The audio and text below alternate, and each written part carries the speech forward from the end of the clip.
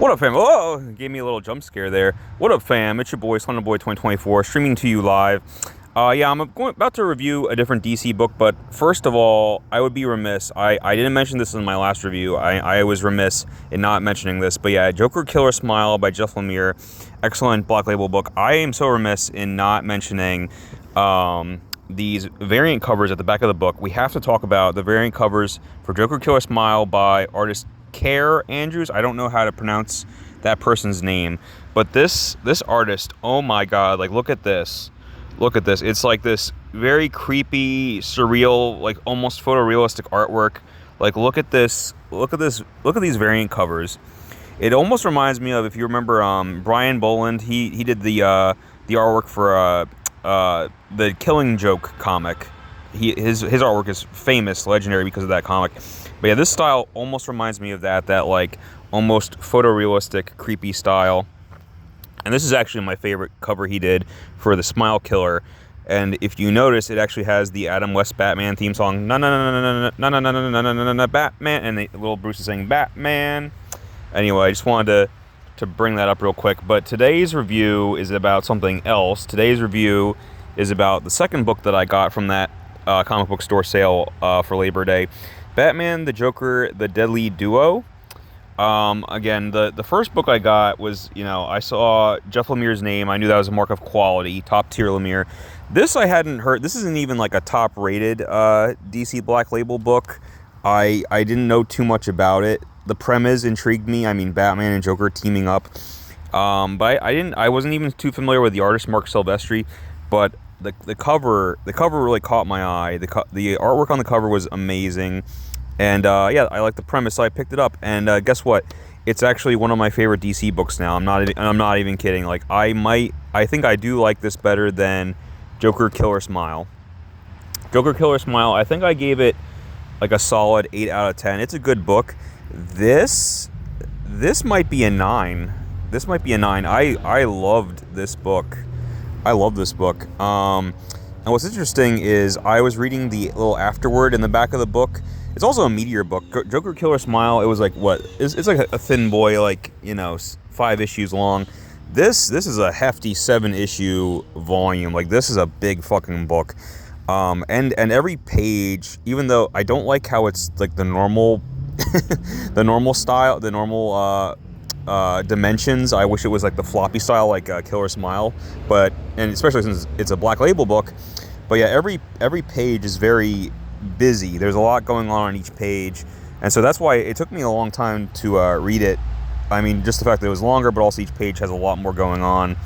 But anyway, yeah, I was reading the afterword with Marc Silvestri, and he talks about how he had a meeting about this book back in 2014 with the CEO of DC.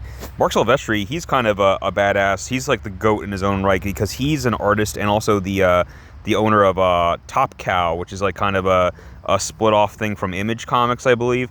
But yeah, they kind of like lured him in to do this. Oh, do you want to draw Batman? I mean, that's every artist's secret dream, I think, is to either draw Batman or Spider-Man. So Mark said sure, and he did. Let me find the credits.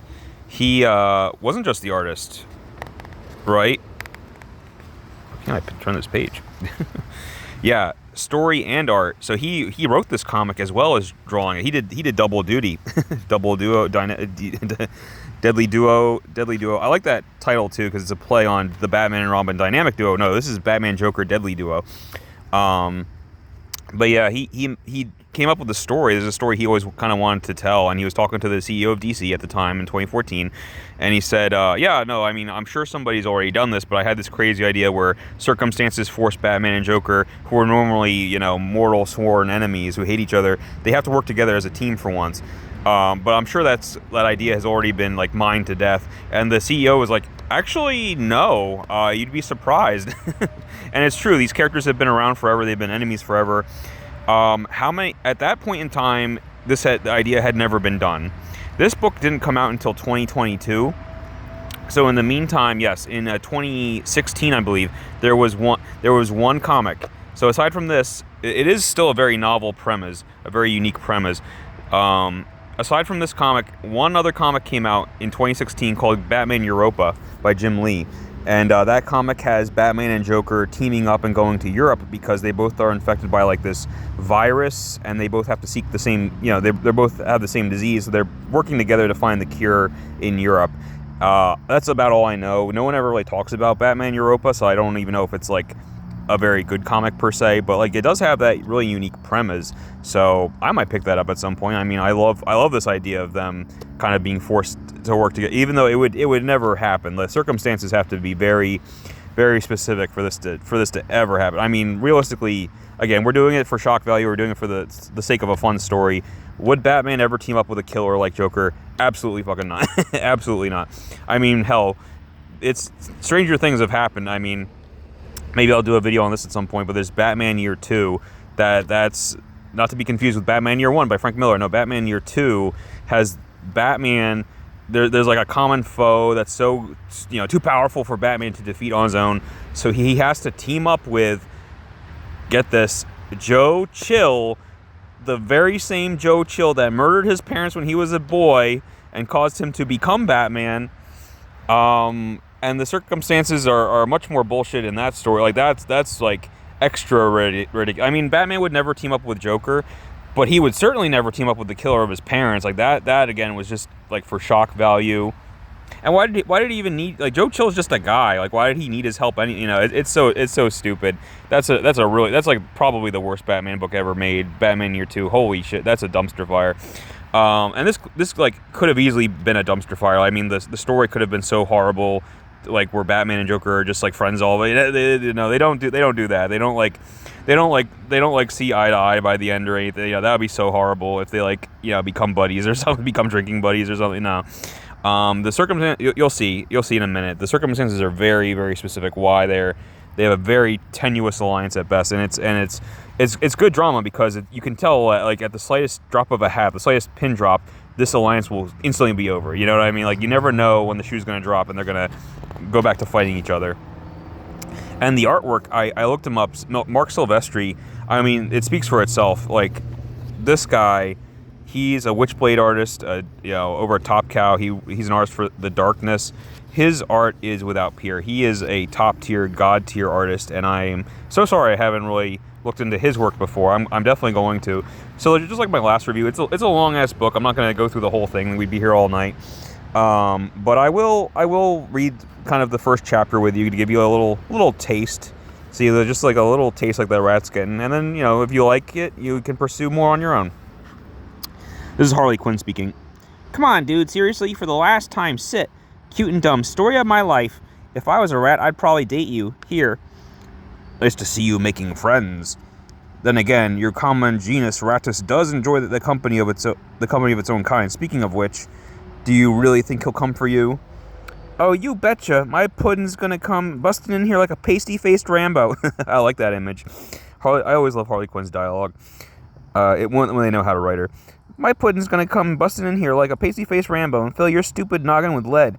Then he'll sweep me up in his arms and we'll make out like crazy for hours and hours.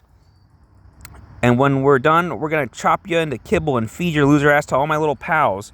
Oh, Harley. Well, Harley Quinn, she looks so hot here. Like, Marc Silvestri, he knows how to draw Harley Quinn. Oh my god, she looks so cool here.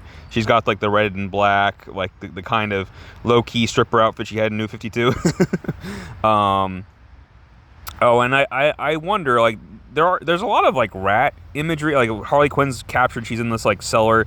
There's all these rats. I wonder if that's, like, a little nod to Frank Miller, All-Star Batman and Robin. If you've... That's a video all on its own. Maybe I'll do one day. That might need, like, multiple videos. That comic is such a trash fire. But there's an infamous scene where Bruce has Dick Grayson, a.k.a. Robin, in the Batcave. And he's, like, teaching him how to survive. And he's like, well, there's no food down here, but there's rats. If you want to eat those. And it's, like, heavily implied he forced Dick to eat rats. So, I don't know. And then Frank is actually kind of... I'll point it out if it comes up later, but there's, like, graffiti on the wall that says, like, Frank was here or something. So, like, there's at least, like, two little mini references to Frank Miller, I think, in this comic here. So, interesting. Oh, Harley. Well, I guess we'll find out, won't we? The Bowery. So Dispatch gets a few calls about a bunch of screaming and yelling, not unusual for the area. Then calls coming in about gunshots. Also not unusual, but as you can see, unusual doesn't quite cut it. The deceased was one Ryan Lang, former PD. Neighbors said he rarely had visitors and pretty much kept to himself. Looks like he was tucked in for a lonely night of solitaire, but maybe not so alone. Oh, the Joker card. Harvey Bullock is a good cop. Anyway, the perp got what he wanted and fled the scene. Elevator wasn't there, but since he was just murdered the next cop, he was probably in a hurry, so didn't wait. Keep in mind, that's a 5-story drop. Witness on the street said he saw a tall, skinny dude with a white face running out of the building and holding what he thinks was a bowling ball. Gotham has teeth that can sometimes gnaw the good right out of a man, but not Bullock. Not yet. Oh no, I love Marc Silvestri gets Batman. Like, I love Batman's dialogue. I love his narration in this. Like, Marc Silvestri, I think this is his first time working on Batman, but like he gives his all. Like, this is like, I mean, recency bias is a thing. I just read this, but like, this is becoming one of my favorite Batman comics for sure. Kind of hard to tell, but I don't see any. I mean, I thought, it's the lady doth protest too much type of thing. Like, I've already reviewed Absolute Batman #1. I've already said that I'm kind of over Batman. I'm not a Batman fan by any stretch, but like, I don't know. I mean, I keep reading these books and they keep winning me over. When you make a quality book, even if I'm kind of tired of these characters, I mean, with like god tier art, you got me. I mean, if there's any more Black Label Batman books that have like a crazy premise or good art, yeah, I'll check them out. I'll check them out. Twist my arm. Kind of hard to tell, but I don't see any bowling trophies. Most of him is scattered around the apartment. That's the biggest piece right there. But, and that's my it's a little more brutal for a Batman comic. There's definitely some gore, some blood, like dismemberment. More violence than you would normally see, because it is like a ghastly murder mystery. But I don't know. That's my problem with all these Black Labels, is they all have the 17+ rating. They don't really use it. Same thing with Joker Killer Smile. It was a little more violent, a little more disturbing than normal, but like, they never pushed the envelope. You are M for mature now. You can do anything you want, basically, and they never really pushed that envelope too much. Not the way that, like, read some of the Image comics that are out right now. Like, they're like crazy. Image doesn't have to answer to anybody. You know what I mean? They can go hard R, you know what I mean? This is like a soft R at best, you know what I mean? Anyway, we haven't found the head. So the bowling ball, that's what I'm thinking, yeah. No cut marks on the body. Wounds indicate he was... Oh, so the hand is severed. He's holding up the severed hand. Oh, God, you see the bone sticking out? Okay, yeah, it's pretty gruesome. But yeah, no cut marks on the body. Wounds indicate he was pulled apart. Lang got off 5 shots. He was ex-SWAT, expert shooter. Hard to believe he could miss at this range. He didn't. Magnum round would do a lot of damage. From the looks of the blood spatter pattern, it did. And yet he managed to get away. White skin, green hair, bone. Looks like a skull fragment. Survived a headshot. Peachy. And then, of course, there's this. Ha ha ha ha ha. Gordon picked a hell of a time to go fly fishing. Bullock, in progress. Where? Hey, there's a... Okay, I'll just meet you there then. That's like a whole thing, is there's always that scene where either Commissioner Gordon or one of the cops is talking to Batman, gets a call, and then Batman just like leaves through the window while nobody's looking, without saying, he doesn't say goodbye. Batman never says goodbye without saying where, he just leaves. And there's even a funny scene when Dick Grayson was briefly Batman. He's like talking to Gordon or whatever, and then Gordon turns around and he's still there. He's like, oh, you're still here. He's like, well, yeah, I mean, we weren't done talking. You were still talking. Why would I just leave while you're talking? It's a really funny moment that like pokes fun at how Bruce he'll always leave like in the middle of he's like, oh, we're done. I'm done with this conversation. He'll just like leave before you even know it. Batman Joker, deadly duo. Here we go. Oh my God, look at this. Look at his art. Like, I love the way Batman, he's more like a bat than ever. Like, the way Marc Silvestri draws him, he's like holding his, how like at the top of a bat's wing is where his digits are. Batman's like holding his cape as if these really were like bat wings. You know what I mean? Like, I've never seen that before in a Batman comic, and the art is so fucking good. Anyway, all I'm saying is that it's one of us up there. We should be running the show, not Gordon's pet bat. What do you say, Blix? Am I right or am I right? Blix, you still with us? There are still good cops in the city. Cops like Bullock and Gordon who believe that what they do matters, and what they don't do matters just as much. Detective Blix and his cronies aren't those cops. I pull out of my... I love this moment. This is so funny. I pull out of my dive a few feet lower than necessary. Dick often points out that I lack a sense of humor. Hey, my hair! So, like, Batman intentionally... He basically pulls a prank. He, like, flies in low to knock off the one dude's toupee. That's a very un-Batman thing to do. But, like, yeah, there's rare moments where Batman might have a... Scott Snyder was really good at this, too, where, like, Batman... He's not funny, but he'll have, like, those... like tiny moments where he has like kind of a sense of humor, and even that there was like some pushback from Batman fans who were like, hey, Batman's not funny. Batman doesn't have a sense of humor. Batman looks like this all the time. You know, you're thinking of Spider-Man. Spider-Man's the funny one, all right? Don't get it twisted. But yeah, I love this moment. So Dick was wrong. Batman has a little bit of a sense of humor sometimes. All units into the city, be advised of a disturbance at the Canal Street Station apartments. Suspect is described as a tall male having white skin and green hair.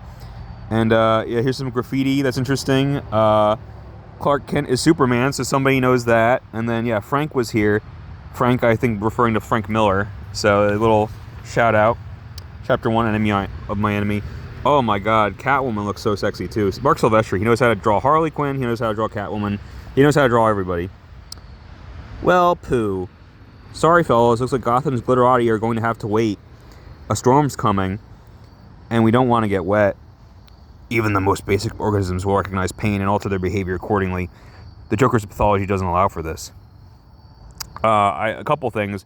So, oh my God. I love, like, this comic doesn't have the best, story per se.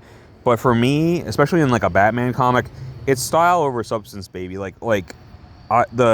of all, whoever was in charge of, like, the dialogue boxes, the lettering or whatever, like 10 out of 10, because I love it when you can tell who's talking just from like here we have like little bat symbol. We know Batman's talking, but look at this. Catwoman was obviously talking, but then we know this is Catwoman because the text box is like turns into the shape of a cat. Like look at that. That's so that's so cool.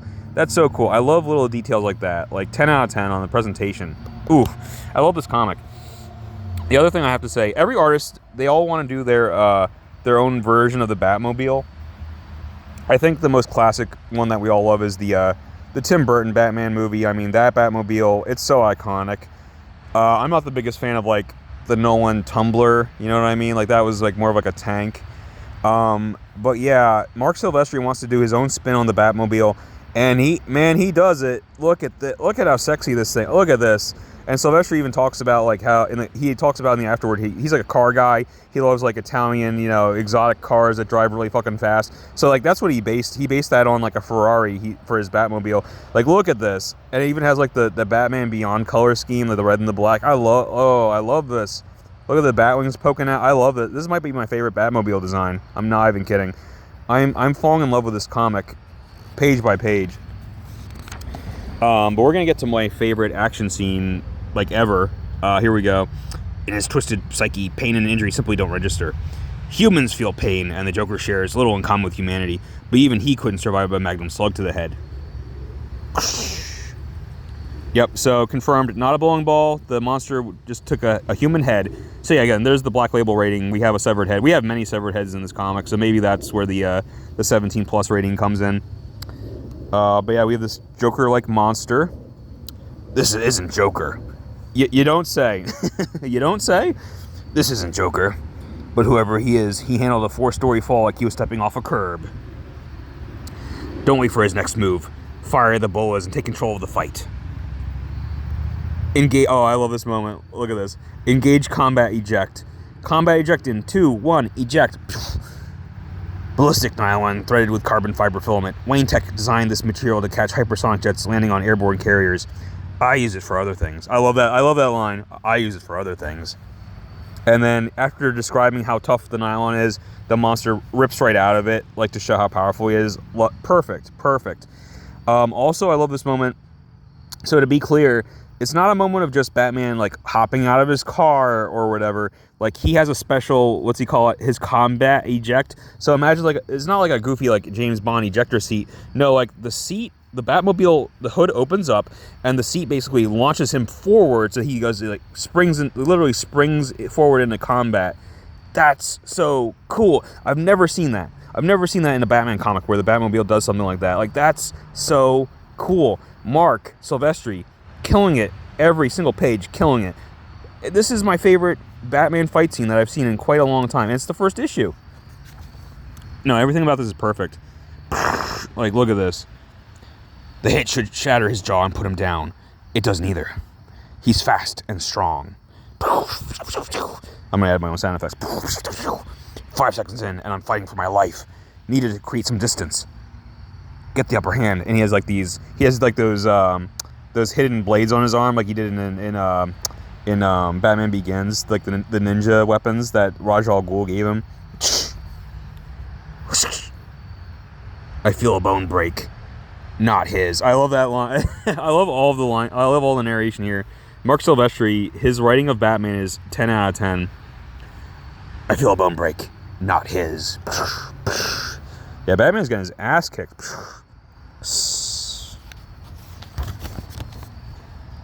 The heads mean something to him. I need to find out what. Target marked. So he has like a spider tracer. Oh, and I love that. Look at this. I've never seen this before either. Look at this moment.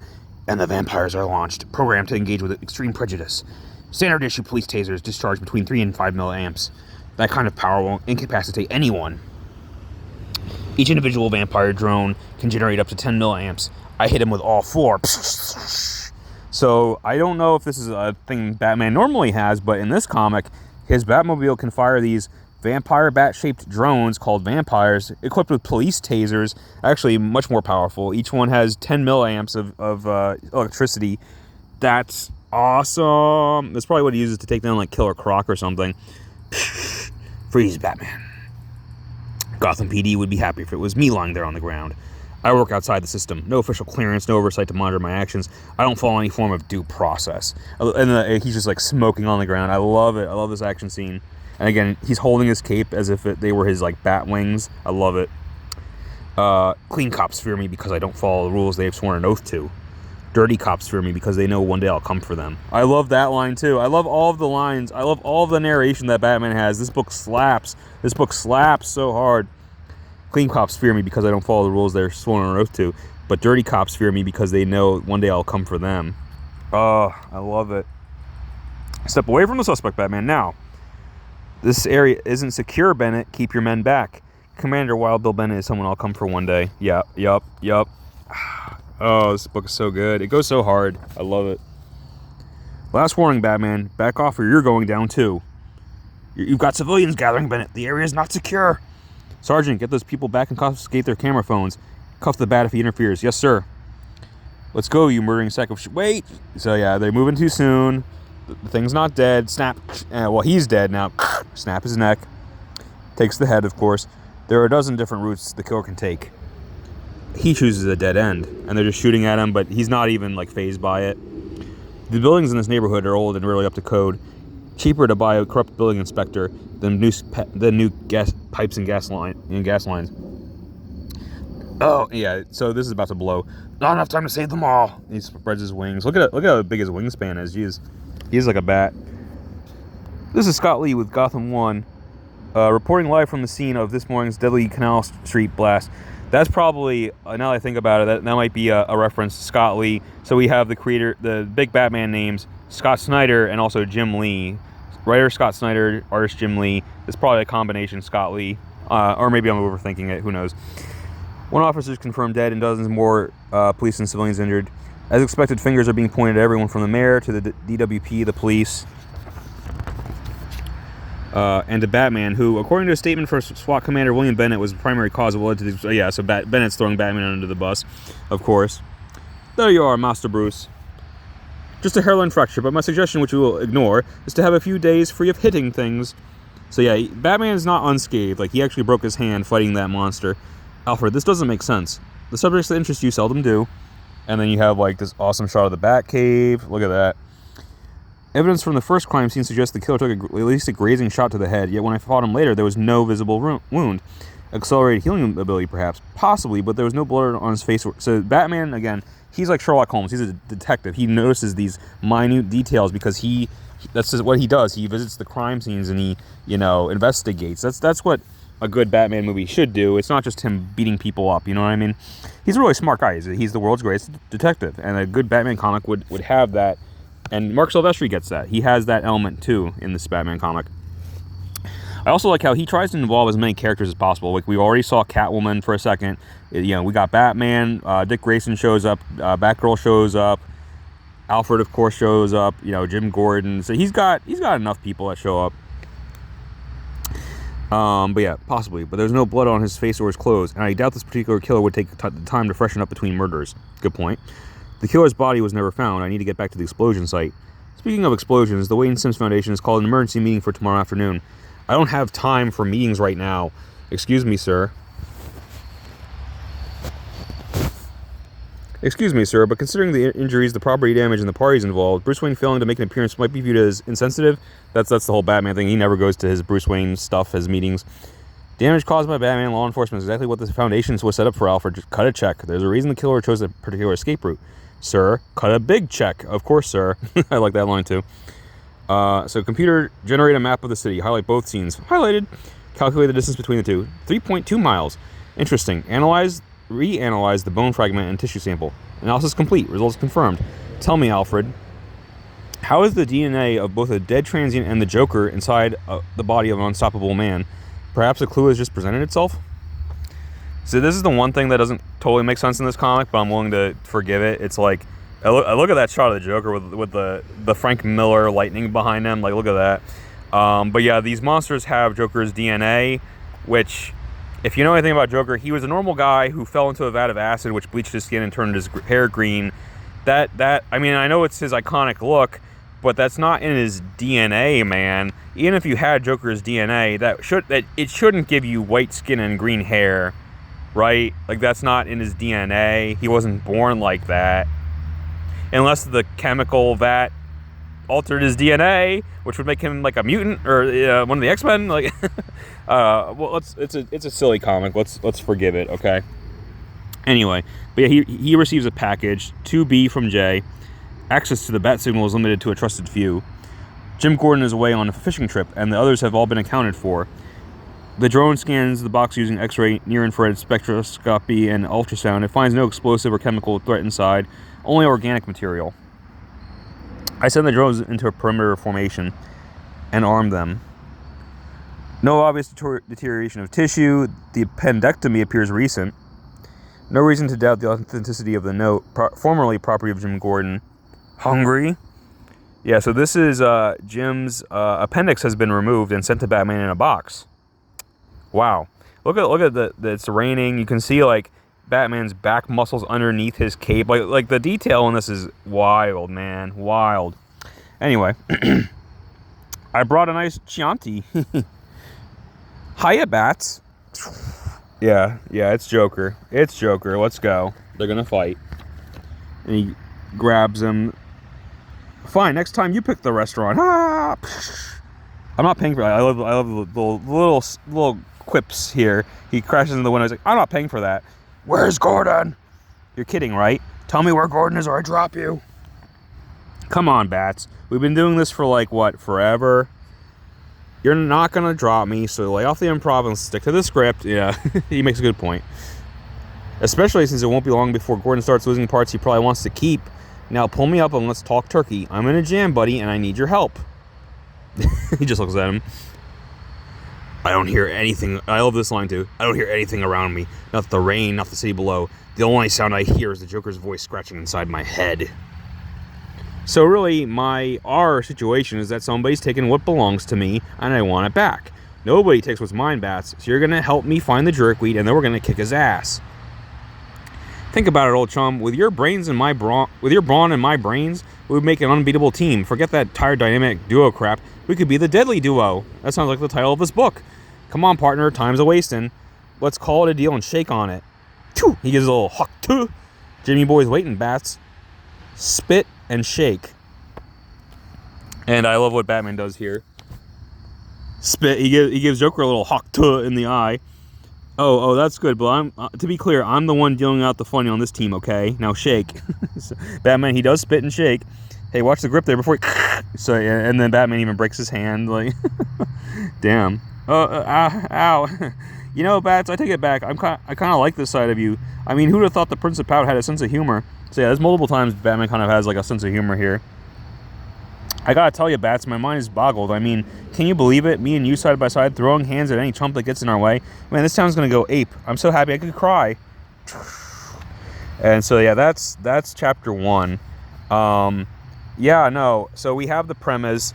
There is another villain besides Joker who has taken Harley Quinn. So Joker's pissed about that. He wants Harley back. And then he needs Batman's help. So he gets Batman to agree because Joker has already taken Jim Gordon hostage. And he is systematically removing body parts. I'm talking like, you're going to get a box with a finger. You're going to get a box with an eyeball in it. You know, this is Jim's, you know. Better help me find Harley quick because the clock is ticking, you know. And Batman tries. He can't find Jim. So he really has no choice. Like, we have that, like, ticking clock element where it's like, I have to help Joker or else he's going to kill Gordon. You know, that was, like, the only way. And even then, Batman would find, you know, just go with the story. But, yeah, that's the only situation where, like, Batman, for, like, a day or two, is forced to team up with Joker against his wishes. And it's a really fun dynamic because Batman's miserable. He hates having to spend time with Joker, and Joker is just tickled pink. Like, he thinks this is so funny that he's like he's having the best day of his life. He gets to work with Batman. Like, what a sick joke that is. You know, he's laughing it up. And then you have God tier art along the whole way. So yeah, it's a great comic.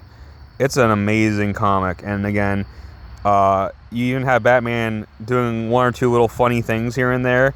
Hey, you could say it's his, you know, meeting the Joker halfway. Joker gets pretty serious. Batman gets a little funny.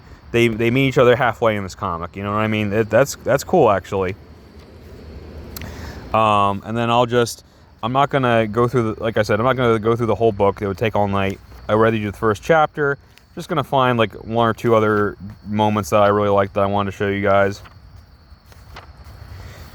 Again, yeah, here's a moment where Batman comes crashing through the window, and again, he's holding his cape like a bat's wing. Like, I love it. I love the way he grips his cape here. That's so fucking cool. And then the Batmobile opens, and they both have to get in. Joker's just so happy, and Batman does like a thing where Joker's chair turns into like a straitjacket because he's like, I don't want you to touch anything. But yeah, I mean, Batman's injured. Like, look at this. He has to like lean on Joker for help. It's so crazy. Oh, I love it. It's so crazy. And then Harley Quinn, looking hot as hell as always.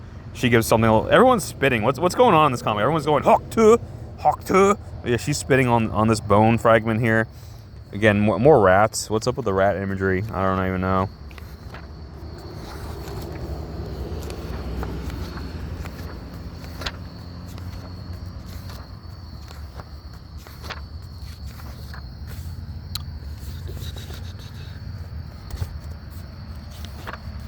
Oh yeah, this is a great moment here. So long story short, the first challenge, this villain has like these two people, you know, dangling over like a factory like crusher or grinder, if you will, and Batman has to solve a puzzle.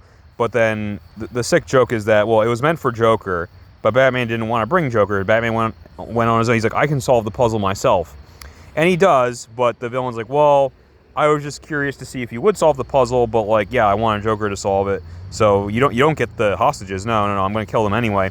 And I love this moment because Batman. It's so rare for Batman to fail, but yeah, he does. Like, the hostages drop into the crusher, they die, and I love it. He's just like, no, and he's just like punching the wall as hard as he like. The cage he's in is too strong. He's throwing everything he has at it, but he can't break the cage, and so he's too late. He doesn't save the hostages, and he's just so fucking defeated. And this is where he realizes he's like, I have to work with I don't want to, but I have to work with Joker now, and it's like the worst thing ever.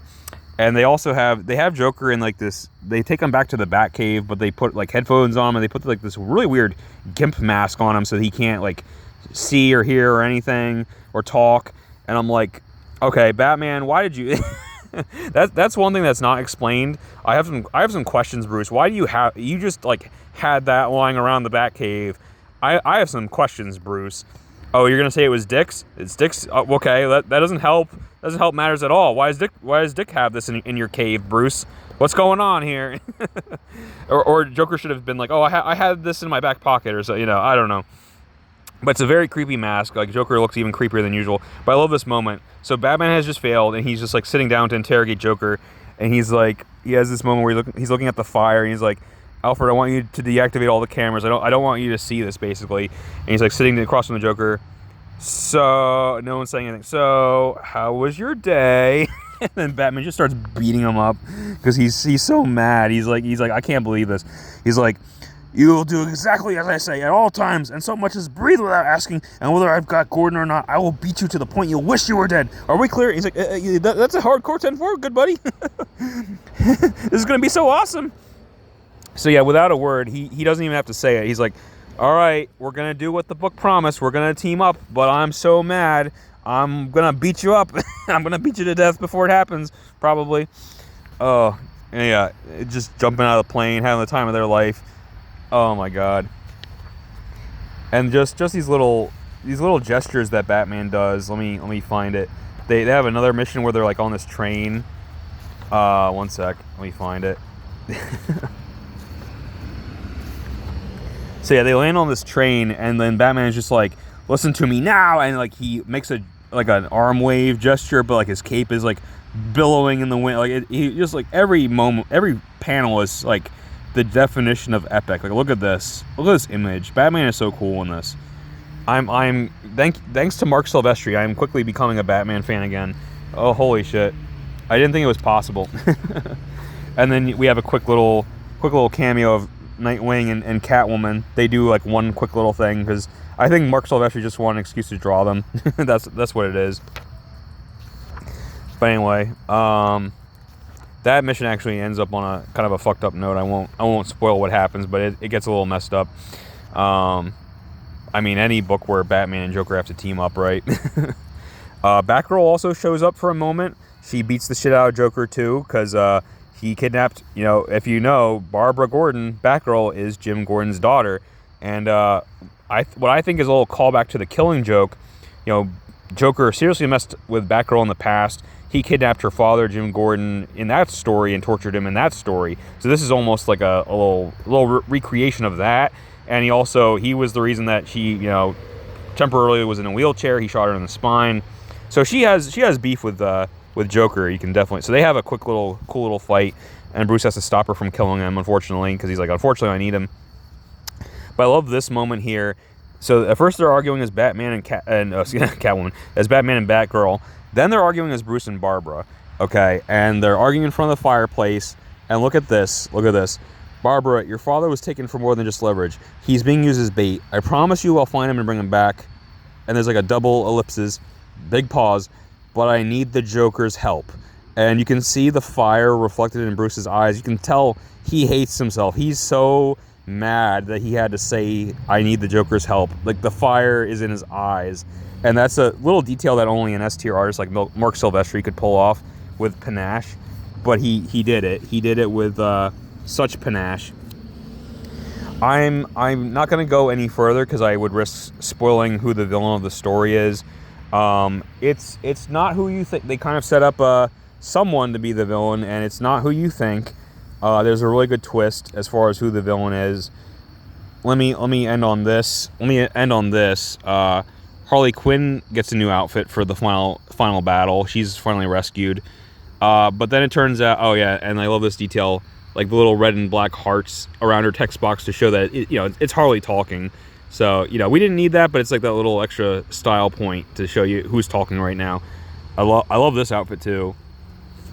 So yeah, Batman Joker Deadly Duo, a very unlikely tale of Batman being forced to work with his most hated foe. 9 out of 10. This is one of my favorite Black Label books. It's one of my favorite Batman books of all time now. And Marc Silvestri, I'm going to look him up. I'm going to look up some more books that he has done because his art is without peer. I need to read more books by him, to be honest. Yeah, so anyway, there are tons more DC Black Label books out there. I want to read them all at some point, review them all at some point. Hopefully the next one won't be a Batman book. I'm already getting Batmaned out. But unfortunately, like 90% of the Black Label, people will start to call it Bat Label because like 90% of Black Label is like Batman titles. So, yeah, if it's another Batman book, it is what it is. But yeah, I'll try and find something a little different next time. So yeah, see ya.